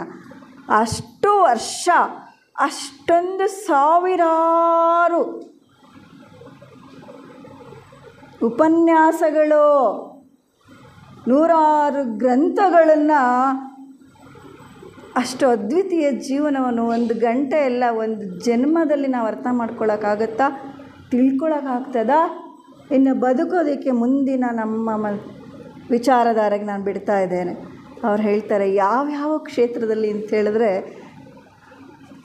ಅದಲ್ದಿರ ಜಾತಿ ಪದ್ಧತಿಯನ್ನು ಜಾತ್ಯತೀತವಾಗಿಸೋದಕ್ಕೆ ಶ್ರಮಿಸ್ತಾರೆ. ಹರಿಜನ ವಿದ್ಯಾಭ್ಯಾಸ, ಹರಿಜನರಿಗೆ ಆವಾಗ ವಿದ್ಯೆಯನ್ನು ಹೇಳ್ಕೊಡ್ತಿರ್ಲಿಲ್ಲ. ನೋಡಿದ್ದೀವಲ್ಲ ಗುರುಕುಲಗಳಲ್ಲಿ ರಾಜರ ಮಕ್ಕಳುಗಳಿಗೆ ಅಂಥವ್ರಿಗಷ್ಟೇ ವ್ಯವಸ್ಥೆ ಇದ್ದಿದ್ದು. ಅವ್ರಿಗೆ ವಿದ್ಯಾಭ್ಯಾಸ ಇರಲಿಲ್ಲ. ಎಲ್ರಿಗೂ ಕೂಡ ಹಕ್ಕಿದೆ, ಎಲ್ಲರೂ ವಿದ್ಯೆಯನ್ನು ಕಲಿಬೇಕು ಅಂತೇಳ್ಬಿಟ್ಟು ಹರಿಜನರ ವಿದ್ಯಾಭ್ಯಾಸಕ್ಕೆ ಪ್ರೋತ್ಸಾಹ ಕೊಡ್ತಾರೆ ಮತ್ತು ಮಹಿಳೆಯರ ವಿದ್ಯಾಭ್ಯಾಸಕ್ಕೆ ಹೆಚ್ಚು ಪ್ರೋತ್ಸಾಹವನ್ನು ನೀಡ್ತಾರೆ. ಮಹಿಳೆಯರೆಲ್ಲ ನಾವು ಕೇಳಿದ್ದೇವೆ, ಮಹಿಳೆ ಒಬ್ಬಳು ಕಲಿತಾರೆ, ಇಡೀ ಒಂದು ಶಾಲೆಯನ್ನೇ ತೆರೆದೆ. ಅಂದರೆ ನಾವು ಇದನ್ನು ದಯವಿಟ್ಟು ಕ್ಷಮಿಸಬೇಕು. ಮಹಿಳೆಯರಿಗೆ ನನ್ನ ಹಂಬಲ್ ರಿಕ್ವೆಸ್ಟ್, ನಾವು ಅರ್ಥ ಮಾಡ್ಕೊಳ್ಬೇಕಮ್ಮ. ಒಂದು ಕುಟುಂಬ ಆಗಲಿ, ಇಡೀ ವಿಶ್ವವನ್ನೇ ಒಬ್ಬರೇ ಬೆಸೆಂಟಮ್ನವರಲ್ವ, ಒಬ್ಬರಿಗೆ ಯಾವ್ದು ಸಾಧ್ಯ? ಎಲ್ಲ ವಿಶ್ವೇಶ್ವರಯ್ಯ ಒಬ್ಬರೇ, ವಿವೇಕಾನಂದ್ರ ಒಬ್ಬರೇ, ಸೋ ಎಕ್ಸ್ಟ್ರಾರ್ಡಿನರಿ, ಕೋಟಿಗೊಬ್ಬರು ಅಂತಾರಲ್ವ, ಅವರೆಲ್ಲ ಒಬ್ಬೊಬ್ಬರು ಎಂಥ ಸಾಧನೆ ಮಾಡಿ ಹೋಗಿದ್ರು. ನಾವು ಒಬ್ಬೊಬ್ಬರು ಒಂದು ಕುಟುಂಬವನ್ನು ಆ ನಿಟ್ಟಿನಲ್ಲಿ ಆಧ್ಯಾತ್ಮಿಕ ಕುಟುಂಬಗಳನ್ನಾಗಿ ಮಾಡಿದ್ರೆ ಸಾಕಿಲ್ವ? ಅದಕ್ಕಿಂತ ಗಿಫ್ಟ್ ಬೇಕಾ? ಕೋಟಿ ಹಣ ಮಾಡೋ ಮಗ ಬೇಕಾ? ಇಂಜಿನಿಯರು ಫಾರಿನ್ನಲ್ಲಿರಬೇಕಾ, ಅಮೇರಿಕಾದಲ್ಲಿರಬೇಕಾ, ಡಾಕ್ಟ್ರ್ ಆಗಬೇಕಾ? Doctor man should make a man, not a engineer, doctor etcetera etcetera etcetera. Man should make a man. ಅಂಥ ಮಗುನ ಕೊಡಬೇಕು ಪ್ರಪಂಚಕ್ಕೆ. ಯಾವಾಗಲೂ ಇದು ವಾಕ್ಯ ನಾನು ಹೇಳಲೇಬೇಕನ್ನಿಸ್ತಿರುತ್ತೆ ನನಗೆ. ಹಿಂದೂಸ್ತಾನವು ಎಂದೂ ಮರೆಯದ ಭಾರತ ರತ್ನವು ನೀನಾಗು ಅಂತ ಮಗುನ ಬೆಳೆಸ್ಬೇಕು ನಾವು. ಹಿಂದೂಸ್ತಾನವು ಎಂದೂ ಮರೆಯದ ಭಾರತ ರತ್ನವು ಜನ್ಮಿಸಲಿ, ಇದು ಕಾನ್ಸೆಪ್ಟ್ ಬರಬೇಕು. ಮಗು ಪ್ರಪಂಚಕ್ಕೆ ಕೊಡೋ ಗಿಫ್ಟು, ಪ್ರಪಂಚ ಬೇಕಾದಷ್ಟು ಗಿಫ್ಟ್ ಕೊಡ್ತಾ ಇದೆ. ಇಂಥ ಒಬ್ಬೊಬ್ಬರು ಮಾತೆಯರಾದರೆ ಒಂದು ಕುಟುಂಬಗಳ ಒಬ್ಬ ತಾಯಿ ಕಲಿತ್ರೆ ಶಾಲೆ ತೆರೆದಂಗೆ ಅಂತೇಳಿದ್ರೆ ಇಡೀ ಕುಟುಂಬವನ್ನೇ ಮಾಡಿದ್ರೆ ಇಡೀ ವಿಶ್ವ ಹೇಗಿರ್ಬೋದು ಅಂಥೇಳಿ. ಆಧ್ಯಾತ್ಮ ಕುಟುಂಬ ಆಗೋದ್ರಲ್ಲೇನು ಹೆಚ್ಚುಗಾರಿಕೆ ಇದೆಯೇನು? ಇಂತಹ ವಿಚಾರಧಾರೆಗಳನ್ನು ಬೆಳೆಸ್ಕೊಳ್ಬೇಕು. ನಮಗಿದೆಲ್ಲ ಸ್ಪಿರಿಟನ್ನು ಕೊಡಬೇಕು. ಅವ್ರೇನು ಮಾಡಿದ್ರು, ಇನ್ನೊಂದು ಮುಖ್ಯವಾಗಿ ವಿದ್ಯಾಭ್ಯಾಸಕ್ಕೆ, ಅದಕ್ಕೆ ಮಹಿಳೆಯರಿಗೆ ಪ್ರೋತ್ಸಾಹ ಕೊಟ್ಟಿದ್ದು. ನಾವು ವಿದ್ಯಾಭ್ಯಾಸ ಕಲ್ತ್ಕೊಂಡು ದೊಡ್ಡ ದೊಡ್ಡ ಅಧಿಕಾರಿಗಳಾಗಿ 50% ಬೇಕಂತೇಳಿ 50% ತಗೊಂಡು ಅಲ್ಲಿಗೆ ಹೋಗ್ಬಿಟ್ರೆ ಅದೇ ಬೇರೆ ಆಗಿಬಿಡತ್ತೆ. ಈಗ ಏನು ಕೊಟ್ಟಿದ್ದಾರೆ ಮಹಿಳೆಯರಿಗೆ ವಿಶೇಷವಾಗಿ? ತಂದೆ ಮನೆಯದು, ತಂದೆ ಪ್ರಾಪರ್ಟಿಗೆ ಹಕ್ಕು ಅಂತ ಕೊಟ್ಬಿಟ್ಟು ದಯವಿಟ್ಟು ಕ್ಷಮಿಸಿ ಅಂತ ನಮ್ಮ ಅತ್ತೆ ಕೇಳ್ಕೊತಾ ಇದ್ವಿ. ಏನು ರೀ ಉಪನ್ಯಾಸ ಇದು? ಕೊಡಲಿ ಅಲ್ಲ ಹೇಳಿದ ಮಹಿಳೆಯರ ವಿದ್ಯಾಭ್ಯಾಸದಿಂದ ಏನಾಗ್ತಿದೆ ಅನ್ನೋದಕ್ಕೆ. ಮತ್ತು ಅಲ್ಲಿಗೆ ಬಿಡೋಣ, ಅದನ್ನು ನಮ್ಮ ಮಗಳ ವಿಚಾರಧಾರೆಗೆ ಬಿಡೋಣ. ಯಾವುದಕ್ಕೋಸ್ಕರ ಈ ವಿದ್ಯಾಭ್ಯಾಸಕ್ಕೆ ಮಹಿಳೆಗೆ ಪ್ರೋತ್ಸಾಹ ಕೊಟ್ಟರು ಅಂಥೇಳಿ ಆ ನಿಟ್ಟಿನಲ್ಲಿ ನಾವೆಲ್ಲ ವಿಚಾರಧಾರೆಯಲ್ಲಿ ತೊಡಗಿಸ್ಕೊಳ್ಳೋಣ ಅಂತ ಹೇಳ್ತಾ ಮುಂದೆ ಬರೋಣ. ಬಾಲ್ಯ ವಿವಾಹ ಪದ್ಧತಿಯನ್ನು ಖಂಡಿಸಿದರು ನೋಡಿ. ಬಾಲ್ಯ ವಿವಾಹದ ಪದ್ಧತಿ ಇತ್ತು, ಸತಿ ಸಹಗಮನ ಪದ್ಧತಿ ಇತ್ತು, ಜೊತೆಗೆ ಮಕ್ಕಳ ವಿದ್ಯಾಭ್ಯಾಸಕ್ಕೆ ಮಾತೃಭಾಷೆಯಲ್ಲಿಯೇ ನಡೆಯಬೇಕು. ಆ ವಾಕ್ಯಗಳನ್ನು ನೋಡಿ, ಅವರದ್ದೇ ವಾಕ್ಯ ನಾನು ಹೇಳಲಿಕ್ಕೆ ಇಷ್ಟಪಡ್ತೇನೆ. ಮಾತೃಭಾಷೆಯಲ್ಲಿ ಮಕ್ಕಳ ವಿದ್ಯಾಭ್ಯಾಸ ತಮ್ಮ ಮಾತೃಭಾಷೆಯಲ್ಲಿಯೇ ನಡೆಯಬೇಕು, ಇಲ್ಲವಾದಲ್ಲಿ ಮಕ್ಕಳ ಮನಸ್ಸು ಮುದುಡುತ್ತದೆ ಎಂದು ಅಭಿಪ್ರಾಯಪಟ್ಟರು. ಅದಕ್ಕೋಸ್ಕರ ಮಕ್ಕಳಲ್ಲಿ ಸೇವಾ ಭಾವನೆ ಹಾಗೂ ಸಹೋದರ ಭಾವನೆಯನ್ನು ಬೆಳೆಸೋದಕ್ಕೋಸ್ಕರ ಸ್ಕೌಟ್ ಚಳುವಳಿಯನ್ನು ಪ್ರಾರಂಭ ಮಾಡಿದ್ರು. ಸ್ಕೌಟ್ಸ್ ಮಾಡಿದ್ದು ಬೆಸೆಂಟಮ್ಮನವರು. ಯಾತಕ್ಕೋಸ್ಕರ? ಮಕ್ಕಳ ಮನಸ್ಸು ಮುದುಡ್ತದೆ. ಇವತ್ತು ನೋಡಿ ಮಕ್ಕಳ ಮನಸ್ಸು ಏನಾಗಿದೆ, ನಾವು ಹರಳಿಸ್ತಾ ಇದ್ದೀವ, ಫಸ್ಟ್ ರ್ಯಾಂಕ್ ಬಾ, ಫಸ್ಟ್ ರ್ಯಾಂಕ್ ಬಾ, ಫಸ್ಟ್ ಕ್ಲಾಸ್ ಬಾ, ಫಸ್ಟ್ ಕ್ಲಾಸ್ ಬಾ. ಯಾಕೆ 99 100 ಹಾಕಿಲ್ಲ, ಇನ್ನೊಂದು ಯಾಕೆ ಹೋಯ್ತೋ ಹಿಡ್ಕೊಂಡು ಕೂತ್ಕೊಳ್ತೀವಿ ಮಕ್ಕಳಿಗೆ. ಹಾಗಿದ್ದಾರೆ ಇವತ್ತು ಡಾಕ್ಟರ್ ಆಗಿದ್ದಾರೆ, ಇಂಜಿನಿಯರ್ ಆಗಿದ್ದಾರೆ, ದೊಡ್ಡ ದೊಡ್ಡ ಅಧಿಕಾರಿಗಳಾಗಿದ್ದಾರೆ. ಅಷ್ಟೇ ಮನುಷ್ಯರಾಗಿದ್ದಾರಾ? ಮಾನವೀಯ ಮೌಲ್ಯನ ತುಂಬಿರುವಂಥ ಮಕ್ಕಳಾಗಿದ್ದಾರಾ? ಹೇಳ್ತೀವಿ ನಮ್ಮ ಮಕ್ಕಳು ಹಾಗೆ ಹೀಗೆ. ಬೆಳೆಸಿದ್ದು ಯಾರು ಆ ಥರ ಮಕ್ಕಳನ್ನ? ಡಾಕ್ಟ್ರ್ ಆಗಿದ್ದಾರಲ್ಲ, ನಾವು ಅಂದ್ಕೊಂಡಂಗೆ ಇಂಜಿನಿಯರ್ ಆಗಿದ್ದಾರಲ್ಲ, ಏನೆಲ್ಲ ಆಗಿದ್ದಾರೆ ಅಷ್ಟೇ ತಾನೇ. ಅದನ್ನು ನಮ್ಮ ವಿಚಾರಧಾರೆಗೆ ಬಿಡ್ತೇನೆ, ಯಾಕೋ ಗೊತ್ತಿಲ್ಲ, ಈ ಥರನೇ ಬರ್ತಾ ಇದೆ ನೋಡಿ. ಅವ್ರು ಹೇಳ್ತಾರೆ ಯಾವ ರೀತಿಯಾದಂತಹ ಒಂದು ಭಾವನೆಯನ್ನು ಬೆಳೆಸ್ಕೊಳ್ಬೇಕಂತ, ಅದು ಹೊರಗಡೆ. ಆಮೇಲೆ ಬೆಂಕಿ ಕಡ್ಡಿ ಕಾರ್ಖಾನೆಯಲ್ಲಿ ಬಾಲ ಕಾರ್ಮಿಕರನ್ನ ಬಳಸ್ಕೊಳ್ತಾ ಇದ್ರಂತೆ. ಸಮಯ ನೋಡ್ಬೇಕು ನಾನು. ಬೆಂಕಿ ಕಡ್ಡಿ ಕಾರ್ಖಾನೆಯಲ್ಲಿ ಬಾಲ ಕಾರ್ಮಿಕರನ್ನ ಬಳಸ್ಕೊಳ್ತಾ ಇದ್ರಂತೆ, ಚಿಕ್ಕ ಚಿಕ್ಕ ಮಕ್ಕಳನ್ನ ಕೆಲಸಕ್ಕೆ. ಇವತ್ತಕ್ಕೆ ನೋಡ್ತೀವಲ್ಲ, ಇದು ಈಗ ಮಾಡಿ ಅದು ಬೆಸೆಂಟಮ್ಮ ಮಾಡಿದ್ದು. ಚಿಕ್ಕ ಮಕ್ಕಳು ವಿದ್ಯಾಭ್ಯಾಸವನ್ನು ಮಾಡಬೇಕು, ಆದ್ದರಿಂದ ಅವ್ರನ್ನ ಕರ್ಕೊಂಡು ಬಂದು ಕೆಲಸಕ್ಕೆ ಗುಲಾಮಗಿರಿಯಾಗಿ ಇಟ್ಕೊಳ್ತಿದ್ದಾರೆ ಅಂತಬಿಟ್ಟು ಅವತ್ತೇ ಅವರು ಅದಕ್ಕೆ ಚಳುವಳಿಯನ್ನು ಮಾಡ್ತಾರೆ ನೋಡಿ. ಅದು ಎಂತಹ ಒಂದಿದು, ಎಷ್ಟು ಅಲ್ಲಿ ಅವ್ರ ವಿಚಾರಧಾರೆ ಆ ಮಕ್ಕಳಲ್ಲಿ ಮೌಲ್ಯವನ್ನು ಬೆಳೆದಂತಹ ದೊಡ್ಡ ವ್ಯಕ್ತಿತ್ವವನ್ನು ಬೆಳೆಸ್ಕೊಳ್ಳುವಂತಹ ಮಗು ಇವತ್ತು ಜೀತ ಪದ್ಧತಿಯಲ್ಲಿದೆ ಅಂತ ಹೇಳಿಬಿಟ್ಟು ಅಂತಹ ಒಂದು ಕಾರ್ಯಕ್ಕೆ ತನ್ನನ್ನು ತೊಡಗಿಸ್ಕೊಳ್ತಾರೆ. ಜೊತೆಗೆ ಈ ಮಧ್ಯದಲ್ಲೇ ನಾನು ಹೇಳೋಕ್ಕೆ ಇಷ್ಟಪಡೋದು ಏನಪ್ಪ ಅಂತ ಹೇಳಿದ್ರೆ, ಬೆಸೆಂಟ್ರವರು ಹಿಂದೂ ಸಂಸ್ಕೃತಿಯ ಪರಮ ಧ್ಯೇಯಗಳು ಅಂತ ಒಂದು ಗ್ರಂಥವನ್ನು ಬರೆದಿದ್ದಾರೆ. ಅವರು ಒಂದೊಂದು ಗ್ರಂಥಗಳನ್ನು ನಮಗೇನು ಏನು ಸಮಯ ಹೋಗಲ್ಲ ಅಂತ ಏನೇನೋ ರೂಢಿಸ್ಕೊಳ್ತಾ ಇದ್ದೀವಲ್ಲ, ಯಾಕೆ ವೈ? ದಯವಿಟ್ಟು ಕ್ಷಮಿಸಿ ಮತ್ತೆ ಹೇಳ್ತೀನಿ, ನಂಗೆ ಅರ್ಥ ಆಗ್ತಿಲ್ಲ. ಈ ಪುಸ್ತಕಗಳನ್ನ ಓದೋಕ್ಕೆ ಸಮಯ ಇದೆಯಾ ಅಂತ ನೋಡ್ಕೊಳ್ಬೇಕಲ್ವಾ?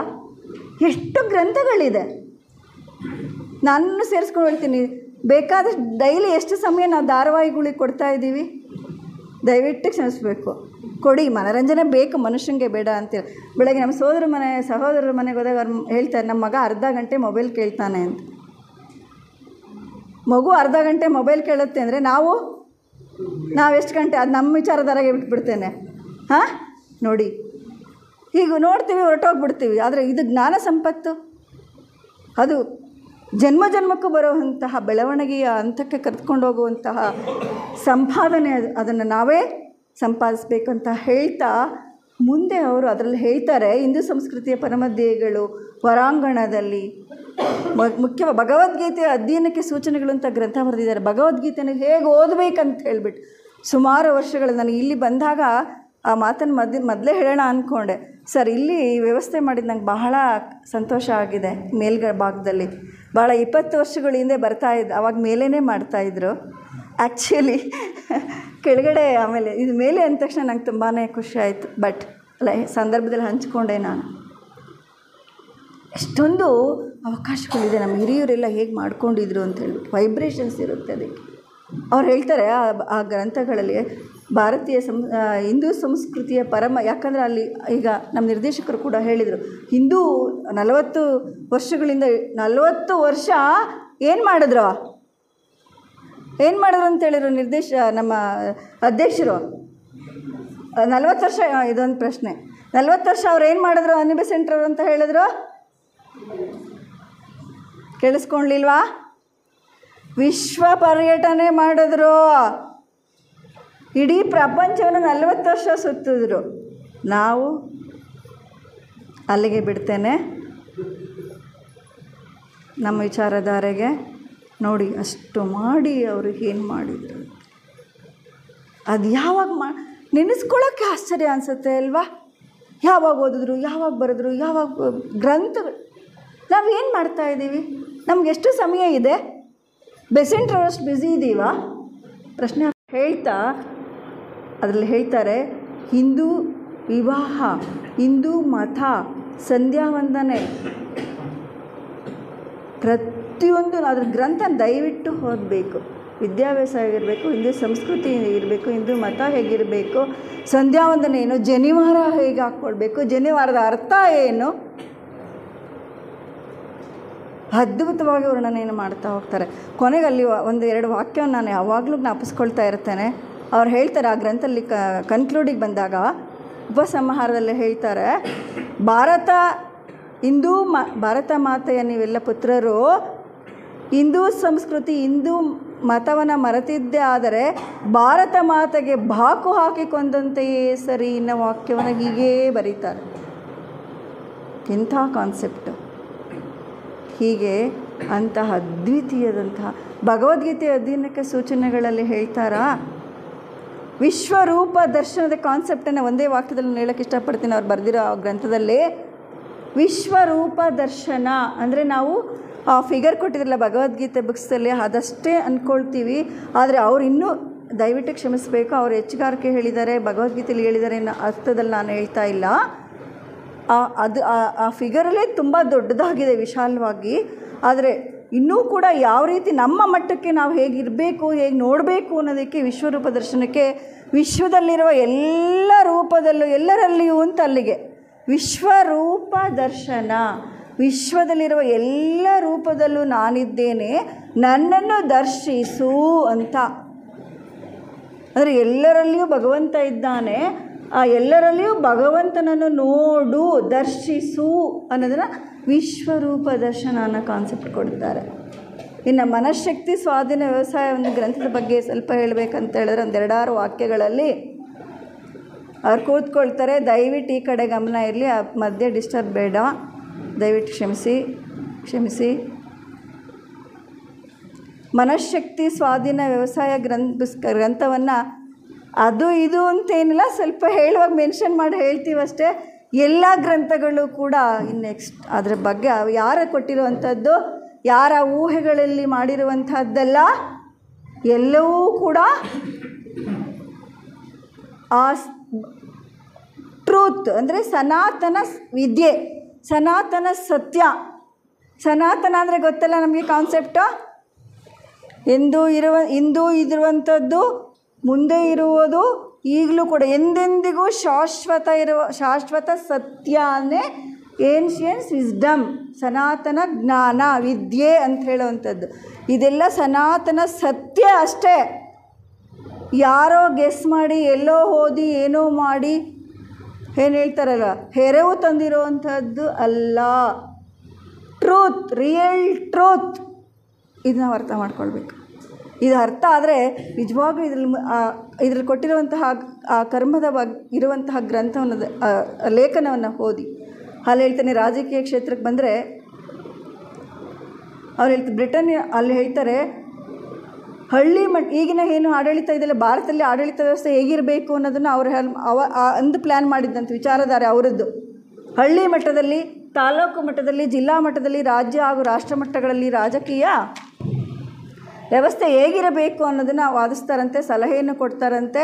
ಈ ದೃಷ್ಟಿಯಿಂದನೇ ಎಲ್ಲ ಮಟ್ಟಗಳಲ್ಲಿ ಭಾರತೀಯರೇ ಆಳಬೇಕು ಎಂಬುದನ್ನು ಸಮರ್ಥಿಸಿಕೊಂಡು ಅದಕ್ಕೋಸ್ಕರ ಇದನ್ನು ಜಾರಿಗೆ ತರಬೇಕಂತೇಳಿ ಬ್ರಿಟಿಷ್ ಸರ್ಕಾರದ ವಿರುದ್ಧ home rule movement, home rule ಚಳುವಳಿಯನ್ನು, ಹೋಮ್ ರೂಲ್ ಚಳುವಳಿ ಗೊತ್ತಿತ್ತು, ಕಾನ್ಸೆಪ್ಟ್ ಯಾವುದಕ್ಕೆ ಅಂತ ಗೊತ್ತಿರಲಿಲ್ಲ. ಹೋಮ್ ರೂಲ್ ಚಳುವಳಿಯನ್ನು ಇದಕ್ಕೋಸ್ಕರನೇ ಅಂತ ತಂದಿದ್ದು ಬೆಸೆಂಟಮ್ನವರು. ಯಾವ ನಿಟ್ಟಿನಲ್ಲಿ ಅವರ ವಿಚಾರಧಾರೆ ಇತ್ತು ನೋಡಿ. ಆ ಥರ ಹೋದರೆ ಹಾಗೇ ಹೋಗೋ ತೈರ್ ಕಾನ್ಷಿಯಸ್ಸು. ನಾವು ಈ ಕಡೆ ಬಿಟ್ಕೊಂಡು ಪ್ರಾಪಂಚಿಕಕ್ಕೆ ತೆಗೆಸ್ಕೊಂಡು ಹೋದರೆ ಹಾಗೇ ಹೋಗುತ್ತೆ. ನಾವು ಈ ಕಡೆ ಹಿರಿಯೂರಿಗೆ ಬರಬೇಕಂದ್ರೆ ಯಾವ ಕಡೆ ಬಸ್ಸಲ್ಲಿ ಬರಬೇಕು? ಬೆಂಗಳೂರು ಕಡೆ ಹೋಗ್ಬೇಕಂದ್ರೆ ಯಾವ ಕಡೆ ಬಸ್ಗೆ ಹೋಗಬೇಕು? ಜಸ್ಟ್ ಉದಾಹರಣೆಗೆ ಅಷ್ಟೇ ಅಲ್ವಾ. ಬೆಂಗಳೂರು ಕಡೆ ಬಸ್ ಹತ್ಕೊಂಡು ಹೋಗ್ಬಿಟ್ರೆ ನಾನು ಹಿರಿಯೂರು ತಲುಪೋದೇ ಇಲ್ಲ, ಈ ಕಡೆ ಹತ್ಕೊಂಡ್ರೆ ಬೆಂಗಳೂರು ತಲುಪೋದೇ ಇಲ್ಲ ಅಲ್ವಾ. ಹಾಗೆ ಈ ತರಹ ದಾರಿಯಲ್ಲಿ ನಿಜಕ್ಕೂ ಕೂಡ ಹಿಂದಿನಿಂದಾದರೂ ಆಯಿತು, ಫಾಸ್ಟ್ ಈಸ್ ಫಾಸ್ಟ್, ಹಿಂದಿನ ಜೀವನ ಹಾಗೋಯ್ತು, ಇನ್ನು ಮುಂದಾದರೂ ಕೆಲವೇ ಕ್ಷಣಗಳು, ಗೊತ್ತಿಲ್ಲ ದಿನಗಳು ಅಂತ ಹೇಳ್ಕೊಳ್ಳೋ ಹಾಗೆ ಇಲ್ಲಲ್ಲ ನಾವೀಗ. ಈ ಕ್ಷಣಗಳಷ್ಟೇ, ಆ ಒಂದೊಂದು ಕ್ಷಣವೂ ಆ ರೀತಿ ನಮ್ಮ ವಿಚಾರಧಾರೆಯನ್ನು ಹಮ್ಕೊಳ್ಳೋ ಒಂದು ಸಂಕಲ್ಪನ ನಾವು ಮಾಡ್ಕೊಳ್ಳೋಣ ಅಂತ ಹೇಳ್ತಾ ಅವರು ಹೇಳ್ತಾರೆ. ಅಲ್ಲ, ಅದಕ್ಕೋಸ್ಕರ ಹೋಮ್ ರೂಲ್ ಚಳುವಳಿಯನ್ನು ಮಾಡಿದರು ಅಂತ ಹೇಳ್ತಾರೆ. ಅಲ್ಲಿ ಹೇಳ್ತಾರೆ, ಭಾರತೀಯರನ್ನು ಸ್ವತಂತ್ರ ಪಡೆಯಲು ಪ್ರೇರೇಪಿಸಿದರು. ಕಲ್ಕತ್ತಾದಲ್ಲಿ 1917ರಲ್ಲಿ ನಡೆದ ಭಾರತೀಯ ಕಾಂಗ್ರೆಸ್ ಸಮಾವೇಶದಲ್ಲಿ ಅಧ್ಯಕ್ಷರಾಗಿರ್ತಾರೆ. ಅದರಲ್ಲಿ ಭಾರತದ ಅಗ್ರಗಣ್ಯ ಮಹಿಳೆಯರಲ್ಲಿ ಒಬ್ಬರಾಗಿ ಇವರಿದ್ದರು ಅಂತ ಹೇಳ್ತಾರೆ. ರೆಪ್ರೆಸೆಂಟೇಟಿವ್ ಆಗಿದ್ರಂತ. ಇನ್ನು ಅದ್ರ ಬಗ್ಗೆ ಡೀಟೇಲ್ಸಾಗಿ ನೋಡಬೇಕನ್ನೋದ್ರೆ ಹೋಗ್ತಾ ಹೋದರೆ ನಮ್ಮನ್ನೇ ನಾವು ಕಳ್ಕೊಂಡ್ಬಿಡ್ತೀವಿ. ಸಮಯ ನಮ್ಗೆ ಗೊತ್ತೇ ಆಗೋದು, ಗಂಟೆಗಳು ಹೊರಟೋಗ್ಬಿಡುತ್ತೆ. ಇದು ನಿಜವಾಗಿ ನಾವು ಮಾಡುವಂಥ ವಿಚಾರಧಾರೆ. ಬೆಸೆಂಟಮ್ನವ್ರಿಗೆ ಅಲ್ಲೋ ಮಾತನ್ನು ಹೇಳ್ತಾರೆ. ಬೆಸೆಂಟಮ್ನವ್ರಿಗೆ ಶ್ರದ್ಧಾಂಜಲಿನ ಅರ್ಪಿಸಬೇಕಾದ್ರೆ ಖ್ಯಾತ ರೈಟ್ ಅನರ್ಬಲ್ ಶ್ರೀನಿವಾಸ್ ಶಾಸ್ತ್ರಿಗಳು ಅವ್ರು ಹೇಳೋದನ್ನು ಕೋಟ್ ಮಾಡ್ತಾರೆ. ಇಲ್ಲಿ ಭಾಳ ಚೆನ್ನಾಗಿ ಬರೆದಿರೋ ಆರ್ಟಿಕಲ್ಲು. ಭಾರತಕ್ಕೋಸ್ಕರ ದುಡಿದ ಬೇರೆ ಯಾರಾದರೂ 4 ಮಹನೀಯರ ಹೆಸರನ್ನು ಇಂದು ಸ್ಮರಿಸಿಕೊಳ್ಳಬಹುದಾದಲ್ಲಿ ಅಂತಹ 4 ಒಟ್ಟಿಗೆ ಮಾಡಿದ ಸಾಧನೆಗಳು ಈಕೆಯೊಬ್ಬಳ ಕಾರ್ಯಗಳಿಂದ ಮಿಗಿಲಾಗದು ಅಂತ ಹೇಳ್ತಾರೆ. ಅಲ್ಲಿಗೆ ನಾವು ಅರ್ಥ ಮಾಡ್ಕೊಳ್ಬೇಕು ಯಾವ ನಿಟ್ಟಿನಲ್ಲಿ ಅವ್ರು ಮಾಡಿದರು ಅಂಥೇಳಿ. ನಮ್ಮ ನಿರ್ದೇಶಕರು ಹೇಳಿದ ಹಾಗೆ ಇಲ್ಲೂ ಕೂಡ ವಾಕ್ಯನ ಮೆನ್ಷನ್ ಮಾಡಿದ್ದಾರೆ. ಬ್ಲಾವಟ್ಸ್ಕಿ ಅವರ ಶಿಷ್ಯಳಾದ ಗಾಂಧೀಜಿಯವರು ಹೇಳ್ಕೊತಾರಂತೆ. ಗಾಂಧೀಜಿಯವರು ಹೇಳಿದ್ದನ್ನು ನಮ್ಮ ನಿರ್ದೇಶಕರು ಹೇಳಿದರು, ಅದನ್ನು ವಾಕ್ಯದಲ್ಲೇ ಕೊಟ್ಟಿದ್ದಾರೆ. ಬ್ಲಾವಟ್ಸ್ಕಿ ಅವರ ಶಿಷ್ಯಳಾದ ಆನಿ ಬೆಸೆಂಟರ ಸೆರಗು ಸೋಂಕಿದರೆ ನಾನೇ ಧನ್ಯ ಅಂತ ಗಾಂಧೀಜಿಯವರು ಹೇಳಿದ್ದಾರೆ. ನೋಡಿ ಅಲ್ಲಿಗೆ ಅಂದರೆ ಅರ್ಥ ಅವರ ದೈವತ್ವದ ಸ್ಥಿತಿ ಹೇಗಿತ್ತು ಅಂಥೇಳಿ. ಎಂತಹ ಸ್ಪಿರಿಚುವಲ್. ಮೊನ್ನೆ ಹಾಸನದಲ್ಲೂ ಕೂಡ ನಾನು ಹಂಚ್ಕೊಂಡೆ ಮೀನ್ಸ್ ಅರ್ಥ ಅಲ್ಲ, ಅರ್ಥ ಮಾಡ್ಕೊಂಡ್ವಿ. ಒಬ್ಬ ಥಿಯೋಸಫಿಸ್ಟ್ ಸದಸ್ಯರು ನಾವು ಇದ್ದೀವಿ ಅಂತ ಹೇಳಿದ್ರೆ ಅಲ್ಲಿ ಒಬ್ಬ ದೇವತೆ ಇದ್ದಂತಹ ಅನುಭವ ಭಾಸವಾಗಬೇಕು ಅಂತ ಹೇಳ್ತಾರೆ. ಅದನ್ನು ನಾವು ಅರ್ಥ ಮಾಡ್ಕೊಳ್ಬೇಕು. ಇನ್ನು ಮುಖ್ಯವಾಗಿ ನೋಡೋದೇ ಆದರೆ ಬೆಳಗ್ಗೆ ಮಾಡಿದಂತಹ ಜ್ಯೋತಿ ಪೂಜೆ, ಅದನ್ನು ಕೂಡ ಬೆಸೆಂಟಮ್ನವರು ಮಾಡಿದ್ದು ಅಂತ ನಾವು ತಿಳ್ಕೊಂಡ್ವಿ. ಇನ್ನು ವಿಶ್ವೈಕ್ಯ ಪ್ರಾರ್ಥನೆಯನ್ನು ಹೇಳಿದ್ರು. ಏನದು? ಪ್ರತಿ ಅಣುವಿನಲ್ಲಿಯೂ ಚಲಿಸುತ್ತಿರುವ ಗುಪ್ತ ಚೇತನವೇ. ಓಂಕಾರಪ್ಪರ 2 ನಿಮಿಷ ಕೊಡುವಂತ್ರಿ, ಮಧ್ಯೆ ಡಿಸ್ಟರ್ಬ್ ಬೇಡ, ರಿಕ್ವೆಸ್ಟ್ ಪ್ಲೀಸ್.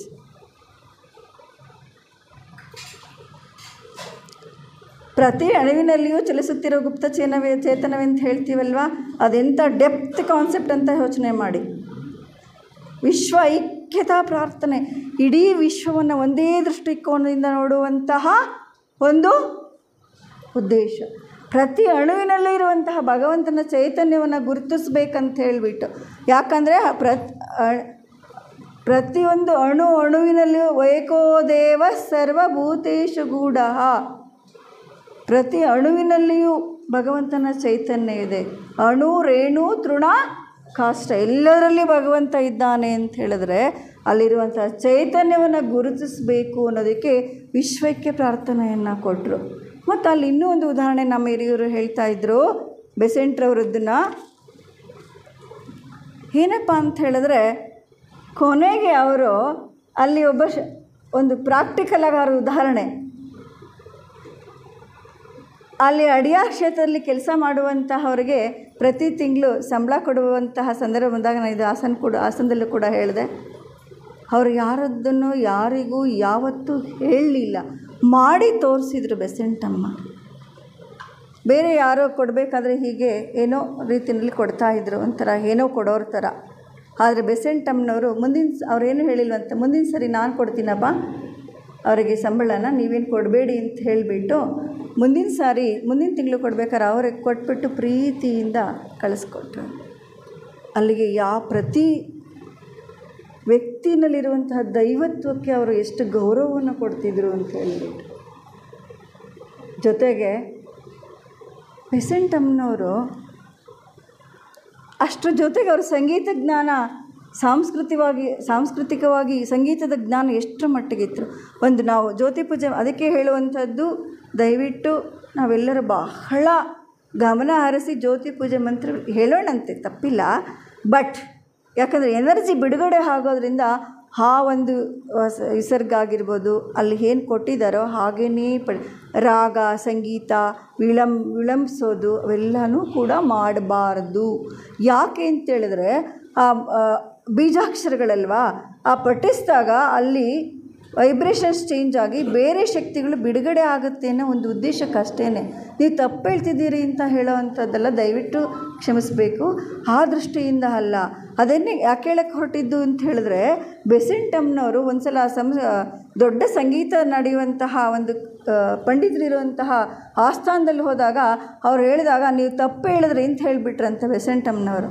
ನಮಗೆಲ್ಲ ಗೊತ್ತಿದೆ, ಹೇಗೆ ಹೇಳ್ತೀರಿ ನೀವು ಈ ಬ್ರಿಟಿಷ್ನವರು ಸಂಗೀತದ ಬಗ್ಗೆ ನಿಮ್ಗೆ ಏನಿದೆ, ಯಾವುದು ಇದರಿಂದ ಹೇಳಿದ್ರಿ ಅಂತ ಕೇಳಿದ್ದಕ್ಕೆ ನನಗೆ ಅಷ್ಟು ಸಂಗೀತ ಜ್ಞಾನ ಇಲ್ಲದೇ ಇರ್ಬೋದು, ಬಟ್ ನೀವು ಅದನ್ನು ಹೇಳಿದಾಗ ಅಲ್ಲಿ ನೇರವಾಗಿ ಬರುವಂತಹ ಒಂದು ಅವರ ದೃಷ್ಟಿ ಇತ್ತಲ್ಲ, ಗೊತ್ತಲ್ಲ ನಮಗೆ, ಅಲ್ಲಿ ವ್ಯತ್ಯಾಸವನ್ನು ಕಂಡೆ. ಅದಕ್ಕೋಸ್ಕರ ನಾನು ಹೇಳಿದೆ, ನೀವು ಹೇಳಿದ್ದು ಸರಿ, ಅಷ್ಟು ಸಮರ್ಪಕವಾಗಿಲ್ಲ ಅಂತ ಹೇಳ್ಬಿಟ್ಟು ಅದನ್ನು ಅವರು ಗುರುತಿಸ್ತಾರೆ. ಅಷ್ಟು ಶಕ್ತಿ ಇತ್ತು. ಅದರಿಂದ ಏನನ್ನೇ ಹೇಳಬೇಕಾದ್ರೂ ಆ ಒಂದು ದೃಷ್ಟಿಯಿಂದ ಮಾಡಬೇಕಂತ ಹೇಳುವಂಥದ್ದು. ಅಂತಹ ಒಂದು ಸಂಗೀತ ಜ್ಞಾನ ಅವ್ರ ಬಗ್ಗೆ ಎಷ್ಟು ತಿಳ್ಕೊಂಡ್ರೂ ಕೂಡ ಅಷ್ಟು ಅಗಾಧವಾಗಿರುವಂತಹ ಅವರ ಬದುಕಿನ ಯಶೋಗಾಥೆ ಇದೆ ನಮಗೆ. ಮತ್ತು ಎಲ್ಲದಕ್ಕೂ ಮಹತ್ವ ಕೊಡ್ತಿದ್ರು ಅನ್ನೋದಕ್ಕೆ. ಅವಲ್ಲಿ ಅಡಿಯಾರ್ ಕ್ಷೇತ್ರದಲ್ಲಿ ಒಬ್ಬ ಕೆಲಸ ಮಾಡುವಂತಹ ವ್ಯಕ್ತಿ ಇರ್ತಾರೆ. ಅವ್ರಿಗೆ ಆಂಜನೇಯನ ಭಕ್ತ ಅಂತ ಅದನ್ನು ಹೇಳಿದ್ರು ನಮ್ಮ ಹಿರಿಯರು ಕೂಡ. ಅದು ನಿಜ ಅಂತೆ, ಹೌದು ಅಂತಾರೆ. ಅವನಿಗೋಸ್ಕರ ಆಂಜನೇಯನ ಗುಡಿ ಕಟ್ಟಿಸ್ಬೇಕಂತ ದೇವಸ್ಥಾನ ಅಂತ ಆಸೆ ಇತ್ತಂತೆ. ಆಯಿತು ಅಂತೇಳ್ಬಿಟ್ಟು ಅವನಿಗೋಸ್ಕರ ಅಲ್ಲಿ ಆಂಜನೇಯನ ಇದನ್ನು ಮಾಡಿದ್ದಾರೆ ಅಂತ ಹೇಳ್ತಾರೆ. ನೋಡಿ, ಅಷ್ಟೆಲ್ಲ ಆದರೂ ಕೂಡ ಬೆಸೆಂಟಮ್ಮನ ಕೊನೆಗೆ ಅವರೇನು ಹೇಳ್ಕೊತಾರೆ, ನಾನು ಮಹಾತ್ಮರ ಸೇವಕಿ ಅಂತ ಒಂದು ಕಡೆ ಮೆನ್ಷನ್ ಮಾಡ್ಕೋತಾರೆ. ಸೇವಕಿ ಅಂತ ಹೇಳ್ತಾರೆ. ಇಷ್ಟು ದೊಡ್ಡ ಅಗಾಧವಾದಂತಹ ಥಿಯಾಸಫಿ ಸಾಮ್ರಾಜ್ಯವನ್ನು ಎಂತಹ ಉತ್ತುಂಗ ಶಿಖರಕ್ಕೆ ಏರಿಸಿದಂಥವರು ಬೆಸೆಂಟಮ್ಮನವರು. ಕೊನೆಗೆ ಅವ್ರು ಏನು ಹೇಳ್ತಾರೆ ಗೊತ್ತಾ, ನನ್ನ ಸಮಾಧಿಯ ಮೇಲೆ ಏನು ಹೇಳಿ ಅಂತಾರೆ, ಹಾಂ ಹೇಳಿಪ್ಪ. ಸತ್ಯವನ್ನು ಹಿಂಬಾಲಿಸಿದವಳು. ನನ್ನ ಸಮಾಧಿಯ ಮೇಲೆ ಏನೂ ಬೇಡ, ಸತ್ಯವನ್ನು ಹಿಂಬಾಲಿಸಿದವಳು ಅಂತ ಹೇಳ್ಕೊತಾರೆ. ಸತ್ಯವನ್ನು ಹಿಂಬಾಲಿಸಿರು ಅಂತ ಹೇಳ್ತಾರೆ. ನೋಡಿ, ಎಂತಹ ಒಂದು ಬದುಕು, ಜೀವನ. ಅವರ ಕೊನೆಗೆ ಅವ್ರ ಜೀವನ ಚರಿತ್ರೆಯನ್ನು ನೋಡ್ತಾ ಹೋದರೆ ಏನು ಅನ್ನಿಸ್ತದೆ ನಮಗೆ? ಅವ್ರ ಜೀವನ ಸುಖವಾಗಿತ್ತಾ? ಗೊತ್ತಿದೆಯಾ ನಮಗೆ? ಇದೇನಪ್ಪ ಈ ಥರ ಪ್ರಶ್ನೆ ಕೇಳ್ತಾವ್ರೆ, ಗೊತ್ತಿಲ್ವಾ ಅಂತ. ಹಾಗಾದರೆ ಅಷ್ಟು ದೊಡ್ಡ ಗುರುಗಳಿಗೆ ತನ್ನನ್ನೇ ಅರ್ಪಿಸ್ಕೊಂಡು ಅಷ್ಟೊಂದು ಕಾರ್ಯ, ಜೀವನವನ್ನೇ ಅರ್ಪಿಸ್ಕೊಂಡಂಥ ಮಹಾಮಾತೆಗೆ ಕಷ್ಟ ಇತ್ತು. ಅಂದರೆ ನಮಗೆ ಇಷ್ಟು ಕಡಿಮೆ ಆಗಲಿಲ್ವಾ? ಕಡಿಮೆ ಆಯಿತು ಜಾಸ್ತಿ ಆಯಿತು? ದಯವಿಟ್ಟು ನಾವು ಈ ತರಹನೇ ನಮ್ಮ ವಿಚಾರಧಾರೆ ತಗೊಳ್ಬೇಕು. ಹಾಗಾದರೆ ಸ್ವಲ್ಪ ಹಿಂಬಾಲಿಸಿದವಳು ಅಂತ ಏನು ಹೇಳಿದ್ರು ಅಮ್ಮ, ನಾವು ಆ ಅನ್ನಿ ಬೆಸೆಂಟ್ ಅವರ ಆ ಸನಾತನ ವಿದ್ಯೆಯನ್ನು ನಾವು ಹಿಂಬಾಲಿಸಿದವ್ರು ಆಗ್ತೀವಿ ಅನಿಸ್ತದ.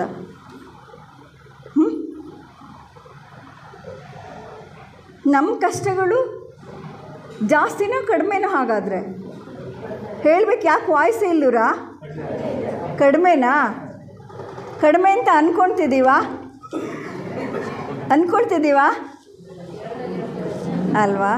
ಆಯ್ತು ಅದು ನಮ್ಮ ವಿಚಾರಧಾರೆಗೆ ಬಿಟ್ಬಿಡೋಣ ಅಂತ ಹೇಳ್ತಾ, ಅಂತಹ ಅದ್ವಿತೀಯವಾದಂತಹ ಶಕ್ತಿ, ಅಗಮ್ಯವಾದಂತಹ ಅದಮ್ಯ ಚೇತನ ಬೆಸೆಂಟ್ ಅಮ್ಮನವರ ಬದುಕು, ಜೀವನ ನಮಗೆ ದಾರಿದೀಪ ಆಗಬೇಕಂತ ಭಾಷಣ ನಾನು 4-6 ವಿಚಾರ ಹೇಳ್ತಾ, ನಾವು ಕೇಳ್ಕೊಳ್ತಾ, ಬೆಸೆಂಟ್ ದಿನಾಚರಣೆ ಮಾಡ್ಕೊಳ್ತಾ, ನೋಡಿ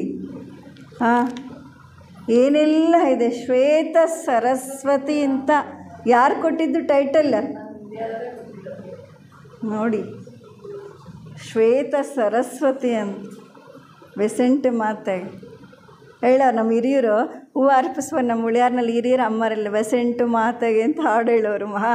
ಮಂಗಳಂ ಬೆಸೆಂಟು ಮಾತೆಗೆ ಅಂತ ಹೇಳಿಬಿಟ್ಟು.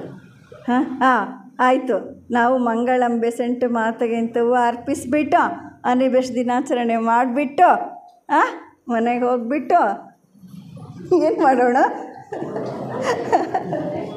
ಇರಲಿ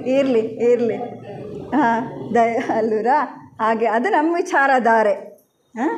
ಹೀಗೆ ನಿಜವಾಗ್ಲೂ ಕೂಡ ಅಂತ ಅದಕ್ಕೆ ಕೋಟಿಗೊಬ್ಬರು ಅಂತ ಹೇಳೋದು, ಎಕ್ಸ್ಟ್ರಾಡಿನರಿ ಅಂತ ಹೇಳ್ತಾರೆ. ಅಸಾಧಾರಣವಾದಂತಹ ಜೀವನವನ್ನು, ಈ ಜೀವನ ಯಾರು ಕೊಟ್ಟಿರೋ ಅಂಥದ್ದು? ಯಾರು ಕೊಟ್ಟಿದ್ದಾರೆ ಈ ಜೀವನವನ್ನು ನಮಗೆ? ಭಗವಂತ ಕೊಟ್ಟಿದ್ದಾನೆ ಅಂತ ಅಂದ್ಕೊಂಡಿದ್ರೆ ಈಗಿರ್ತಿದ್ವಾ ಅಂತ ಪ್ರಶ್ನೆ ನಾವು ಹಾಕ್ಕೊಳ್ತಾ, ನಮ್ಮ ವಿಚಾರಧಾರೆನ ಉನ್ನತ ಸ್ಥಿತಿಗೆ ತೆಗೆದುಕೊಂಡು ಹೋಗುವಂತಹ ನಿಟ್ಟಿನಲ್ಲಿ ನಾವೆಲ್ಲ ಪ್ರಯತ್ನ ಮಾಡೋಣ ಅಂತ ಹೇಳ್ತಾ, ಆ ಮಹಾಮಾತೆ ವಿಚಾರಧಾರೆಯನ್ನು ನಾವು ನೆನಪಿಸ್ಕೊಳ್ತಾ, ಪ್ರತಿ ಕ್ಷಣನೂ ಕೂಡ ನಾವು ನೆನೆಸ್ಕೊಳ್ತಾ ಇದ್ದರೆ ನಿಜಕ್ಕೂ ಕೂಡ ಆ ಧಾರೆಯ ಒಂದು ಶಕ್ತಿಯ ಬೆಳಕಿನಲ್ಲಿ ನಾವೆಲ್ಲ ಹೋಗ್ತಾ, ಆ ಅಳಿಲ ಭಕ್ತಿ ಮಳಲ ಸೇವೆ ಅಂತ ಹೇಳ್ತಾರೆ ಹಿರಿಯರು. ಆ ದೊಡ್ಡ ಸೇತುವೆಯನ್ನು ಕಟ್ಟಲಿಕ್ಕೆ ನನ್ನ ಕೈಲಿ ಸಾಧ್ಯನಾ ಅಂತ ಅಳಿಲು ಏನು ಮಾಡ್ತೋ? ಕೂತ್ಕೊಂಡಿತ್ತಾ? ನೆನೆಸ್ಕೊಳ್ಳೋದಂತೆ, ಆ ಮರಳದ ಮೇಲೆ ಹುರುಳಾಡೋದಂತೆ ಅದಿನ್ನೆಷ್ಟು ಮರಳು ಆ ಸೇತುವೆಗೆ ಅಂತ ಅದು ಯೋಚನೆ ಮಾಡಲಿಲ್ಲ ಅಲ್ವಾ? ಹಾಗೆ ನಾವು ಅಷ್ಟು ದೊಡ್ಡ ಸ್ಥಿತಿಗೆ ಹೋಗೋದಕ್ಕೆ ಹನಿಗೂಡಿದ್ರೆ ಪ್ರಯತ್ನ ಹೇಳ್ತಿದ್ರು. ದೇವಸ್ಥಾನ ಅಷ್ಟು ದೂರ, ನಮ್ಗೆ ಹಿರಿಯರು ಹೇಳ್ತೀನಿ ನಡೆಯೋಕ್ಕಾಗಲ್ಲ, ಅಷ್ಟು ದೂರ ಇದ್ದರೆ ಒಂದು ಹೆಜ್ಜೆ ಇಡಿ, ಒಂದು ಹೆಜ್ಜೆ ಕಡಿಮೆ ಆಗುತ್ತೆ ಅಂತ ತಮಾಷೆ ಹೇಳ್ತಾಯಿದ್ರು. ಹಾಗೆ ನಾವು ಒಂದೊಂದು ಹೆಜ್ಜೆಯನ್ನು ಇಡ್ತಾ ಹೋದರೆ, ಈಗ ನಮ್ಮ ಸುಕೃಷ್ಣ ಮುಗಿಸ್ತಾ ಇದ್ದೇನೆ, ನಮ್ಮ ಹಿರಿಯ ಸೋದರ ಸುಕೃಷ್ಣಮೂರ್ತಿಯವರು ಯಾವಾಗಲೂ ಹೇಳೋರು, ಇಂತಹ ಈಗೇನು ಕಳೆದ್ವಲ್ವ, ಇಂತಹ ಕ್ಷಣಗಳನ್ನು ಕಳೀತಾ ಕೆಲವಾರು ಕ್ಷಣಗಳು ಮಾಡ್ತಾ ಮಹಾರಸಕ್ಷಣಗಳೇ ನಮ್ಮದಾಗ್ಬಿಡತ್ತಂತೆ. ಬೆಳಗ್ಗೆ ಹೇಳ್ತಿದ್ರಲ್ವ ನಿರ್ದೇಶಕರು ಸೂಕ್ತಿ ಹೇಳುವಾಗ, ಇನ್ನು ಮುಂದೆ ಆದರೂ ಕೂಡ ಅದೇ ಚಿಂತನೆಗಳು. ಇನ್ನು ಬ್ಯಾಂಕ್ ಬ್ಯಾಲೆನ್ಸು ನಾನು ಅಲ್ಲಿಗೆ ಹೋಗೋದಿಲ್ಲ, ಆ ಕಡೆ ಎಲ್ಲ ಚಿಂತನೆ, ಅದೆಲ್ಲ ಹೋಗ್ತಾ ಇರ್ತೀವಿ ಬಿಟ್ಬಿಟ್ಟು. ಈ ಕ್ಷಣ ಹೇಳೋಕ್ಕೂ ಟೈಮ್ ಇರಲ್ಲ ಇಷ್ಟಿದೆ ಅಂತ. ಅದರಿಂದ ಇಂತಹ ಒಂದು ವಿಚಾರಧಾರೆಗೆ ನಮ್ಮನ್ನು ಅರ್ಪಿಸ್ಕೊಳ್ಳೋಣ. ಆ ದಾರಿನಲ್ಲಿ ಹೋಗ್ತಾ ಭಗವಂತ ಕೊಟ್ಟಿರುವಂತಹ ಇಲ್ಲಿ life is the gift of god, ಈ ಭಗವಂತ ಕೊಟ್ಟಿರುವಂತಹ ಈ ಕೊಡುಗೆಯನ್ನು ಅವನ ಕಾರ್ಯಕ್ಕೆ ಅರ್ಪಿಸ್ಕೊಳ್ಳೋದ್ರ ಮೂಲಕ ಈ ಜನ್ಮವನ್ನು ಸಾರ್ಥಕವನ್ನು ಮಾಡಿಕೊಳ್ಳೋಣ ಅಂತ ಹೇಳ್ತಾ, ಈ ಅವಕಾಶವನ್ನು ಕೊಟ್ಟಿದ್ದಕ್ಕೆ ಎಲ್ರಿಗೂ ವಂದಿಸಿ ನನ್ನ ಮಾತನ್ನು ಮುಗಿಸ್ತೇನೆ.